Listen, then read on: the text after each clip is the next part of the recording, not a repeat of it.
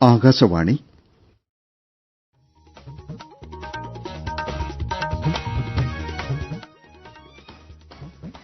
നമസ്കാരം. പ്രാദേശിക വാർത്തകൾ വായിക്കുന്നത് അനിൽ ചന്ദ്രൻ. പ്രധാന വാർത്തകൾ. നീതിന്യായ വ്യവസ്ഥയിലെ നടപടികൾ ലളിതവും വ്യക്തവുമാക്കേണ്ടത് കൂട്ടുത്തരവാദിത്തമാണെന്ന് പ്രധാനമന്ത്രി നരേന്ദ്രമോദി. വയനാട്ടിൽ ഉരുൾപൊട്ടൽ ദുരന്താനന്തര ആവശ്യങ്ങൾ കണക്കാക്കുന്നതിന് പ്രത്യേക സംഘം. ചലച്ചിത്ര മേഖലയിലെ വനിതകളുടെ പരാതികൾക്കായി പ്രത്യേക അന്വേഷണ സംഘം രൂപീകരിച്ചു. ഇന്ന് ശ്രീകൃഷ്ണ ജയന്തി. സംസ്ഥാനത്ത് ഉച്ചകഴിഞ്ഞ് വർണ്ണാഭമായ ശോഭായാത്രകൾ സംഘടിപ്പിക്കും. സാഫ് അണ്ടർ-20 ഫുട്ബോൾ സെമിഫൈനലിൽ ഇന്ത്യ ഇന്ന് നേപ്പാളിനെ നേരിടും. വാർത്തകൾ വിശദമായി. ജനങ്ങൾക്ക് നീതി ലഭിക്കാനാവശ്യമായ നടപടിക്രമങ്ങൾ ലളിതമാക്കാൻ ഗവൺമെന്റ് ചരിത്രപരവും നിർണായകവുമായ നടപടികൾ എടുത്തിട്ടുണ്ടെന്ന് പ്രധാനമന്ത്രി നരേന്ദ്രമോദി പറഞ്ഞു. കാലഹരണപ്പെട്ട ഒട്ടേറെ നിയമങ്ങൾ റദ്ദാക്കിയിട്ടുണ്ടെന്നും ക്രിമിനൽ നിയമങ്ങളിൽ അടുത്തിടെ വരുത്തിയ മാറ്റങ്ങൾ കാലഘട്ടത്തിന്റെ ആവശ്യമായിരുന്നുവെന്നും പ്രധാനമന്ത്രി അഭിപ്രായപ്പെട്ടു. നീതിന്യായ വ്യവസ്ഥയിലെ നടപടികൾ ലളിതവും വ്യക്തവും ആക്കുകയെന്നത് കൂട്ടുത്തരവാദിത്തമാണെന്നും അദ്ദേഹം പറഞ്ഞു. ജോധ്പൂരിൽ രാജസ്ഥാൻ ഹൈക്കോടതിയുടെ പ്ലാറ്റിനം ജൂബിലി ആഘോഷ സമാപന ചടങ്ങിൽ സംസാരിക്കുകയായിരുന്നു പ്രധാനമന്ത്രി. നീതിന്യായ വ്യവസ്ഥയിൽ സാങ്കേതിക വിദ്യ പ്രധാന പങ്ക് വഹിക്കുന്നുണ്ടെന്നും ഇതിന്റെ ഏറ്റവും വലിയ ഉദാഹരണമാണ് ഇ കോടതി പദ്ധതിയെന്നും പ്രധാനമന്ത്രി ഓർമ്മിപ്പിച്ചു. രാജ്യത്തെ 18,000 കോടതികൾ കമ്പ്യൂട്ടർവൽക്കരിച്ചിട്ടുണ്ടെന്നും ഈ മാറ്റങ്ങൾ സാധാരണ പൌരന് വലിയ ആശ്വാസം നൽകിയിട്ടുണ്ടെന്നും മോദി പറഞ്ഞു. രാജസ്ഥാൻ ഹൈക്കോടതി മ്യൂസിയവും പ്രധാനമന്ത്രി ചടങ്ങിൽ ഉദ്ഘാടനം ചെയ്തു. വയനാട് ഉരുൾപൊട്ടൽ ദുരിതബാധിതരുടെ പുനരധിവാസം ചർച്ച ചെയ്യാൻ മുഖ്യമന്ത്രി പിണറായി വിജയൻ ഈ മാസം 29-ന് സർവകക്ഷി യോഗം വിളിച്ചു. ഓൺലൈനായി ചേരുന്ന യോഗത്തിൽ മന്ത്രിമാരും ചീഫ് സെക്രട്ടറി, അഡീഷണൽ ചീഫ് സെക്രട്ടറിമാർ തുടങ്ങിയവരും പങ്കെടുക്കും. വയനാട് ഉരുൾപൊട്ടൽ മേഖലയിലെ ദുരന്താനന്തര ആവശ്യങ്ങൾ കണക്കാക്കുന്നതിന് ഗവൺമെന്റ് പ്രത്യേക സംഘം രൂപീകരിച്ചു. ദുരന്തത്തിലെ നാശനഷ്ട കണക്കെടുക്കാനും പുനർനിർമ്മാണ പ്രവർത്തനങ്ങൾക്ക് നിർദ്ദേശം നൽകാനുമാണ് സംഘം രൂപീകരിച്ചത്. ഇതിന്റെ പ്രവർത്തനങ്ങൾ ഈ മാസം 31 വരെ തുടരും. ദുരന്ത നിവാരണ കമ്മീഷണർ കൂടിയായ പ്രിൻസിപ്പൽ സെക്രട്ടറിക്കാണ് ഇതിന്റെ മേൽനോട്ടം. വയനാട് മുണ്ടക്കൈ ദുരന്തത്തിൽ കാണാതായവർക്ക് വേണ്ടി ചാലിയാർ പുഴയിലെ തെരച്ചിൽ 26 ദിവസം പിന്നിട്ടു. ചാലിയാർ തീരത്ത് പുതുതായി രൂപപ്പെട്ട മൺതിട്ടകൾക്കടിയിൽ മാത്രമേ ഇനി അവശിഷ്ടങ്ങൾ കണ്ടെത്താൻ കഴിയൂ എന്ന വിലയിരുത്തലിലാണ് അന്വേഷണ സംഘം. എന്നാൽ വ്യക്തമായ നിർദ്ദേശം ലഭിക്കുന്നതുവരെ ഇപ്പോഴത്തെ തെരച്ചിൽ തുടരാനാണ് പോലീസിന്റെ തീരുമാനം.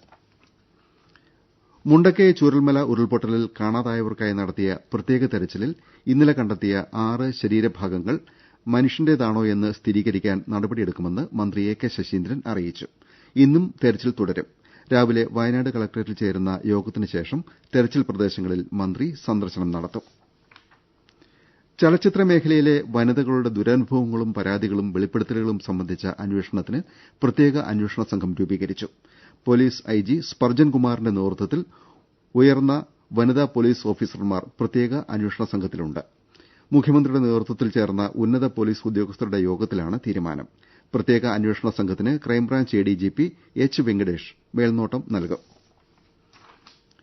കേരളത്തിൽ സ്ത്രീ സുരക്ഷ അവതാളത്തിലാണെന്നും മുഖ്യമന്ത്രി ആഭ്യന്തര വകുപ്പ് ഒഴിയണമെന്നും ബിജെപി സംസ്ഥാന പ്രസിഡന്റ് കെ സുരേന്ദ്രൻ ആവശ്യപ്പെട്ടു.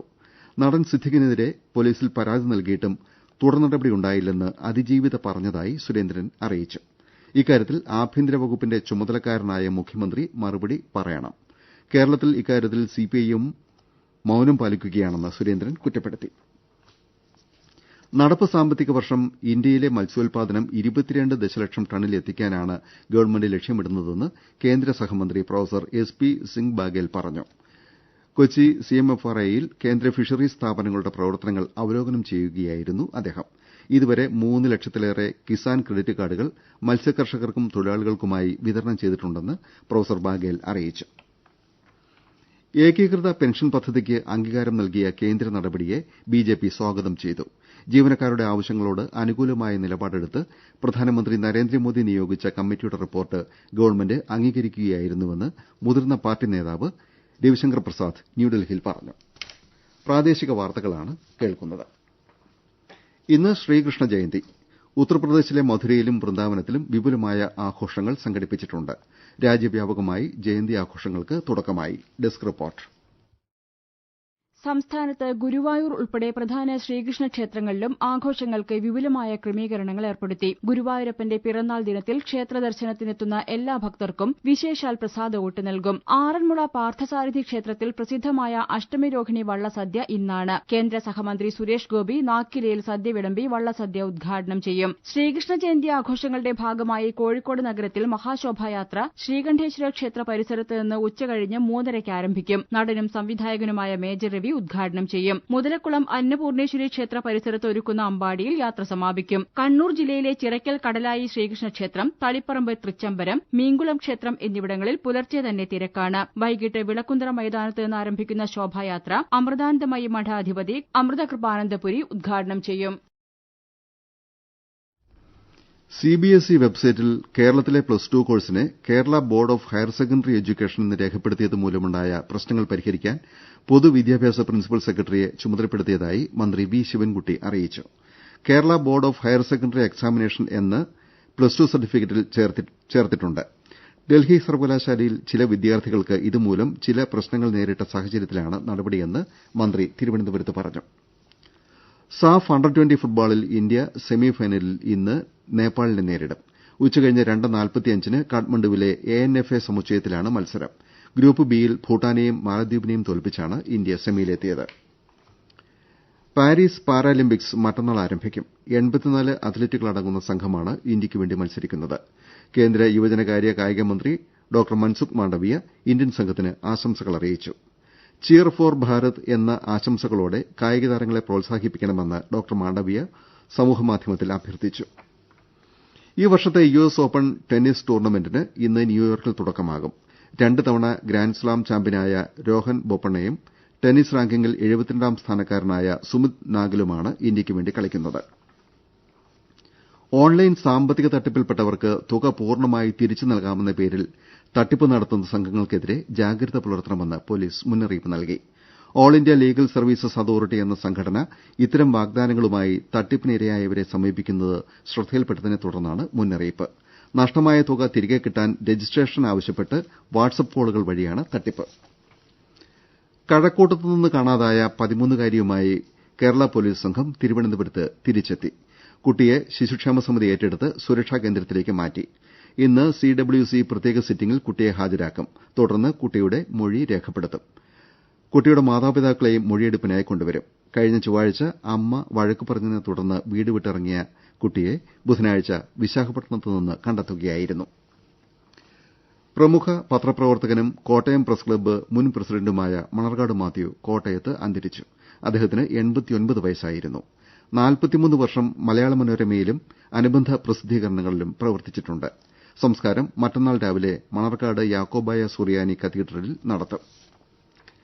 ഇന്നലെ അന്തരിച്ച മുതിർന്ന ഫോട്ടോഗ്രാഫർ ടി മോഹൻദാസിന്റെ മൃതദേഹം കോഴിക്കോട് പുതിയപാലം ശ്മശാനത്തിൽ സംസ്കരിച്ചു.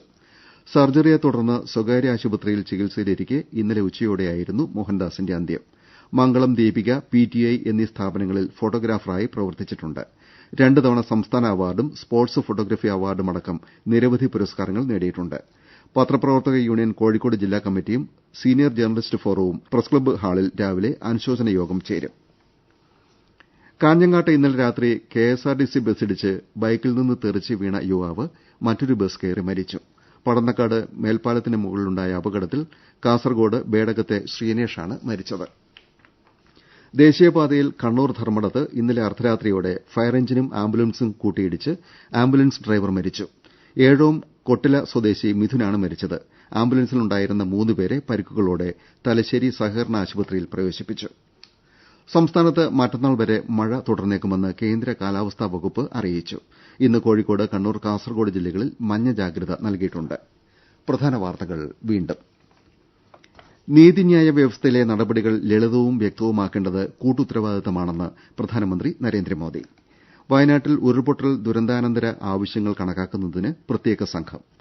ചലച്ചിത്ര മേഖലയിലെ വനിതകളുടെ പരാതികൾക്കായി പ്രത്യേക അന്വേഷണ സംഘം രൂപീകരിച്ചു. ഇന്ന് ശ്രീകൃഷ്ണ ജയന്തി. സംസ്ഥാനത്ത് ഉച്ചകഴിഞ്ഞ് വർണ്ണാഭമായ ശോഭായാത്രകൾ സംഘടിപ്പിക്കും. സാഫ് അണ്ടർ-20 ഫുട്ബോൾ സെമിഫൈനലിൽ ഇന്ത്യ ഇന്ന് നേപ്പാളിനെ നേരിടും. പ്രാദേശിക വാർത്തകൾ കഴിഞ്ഞു. അടുത്ത വാർത്താ ബുള്ളറ്റിൻ 7:25-ന്.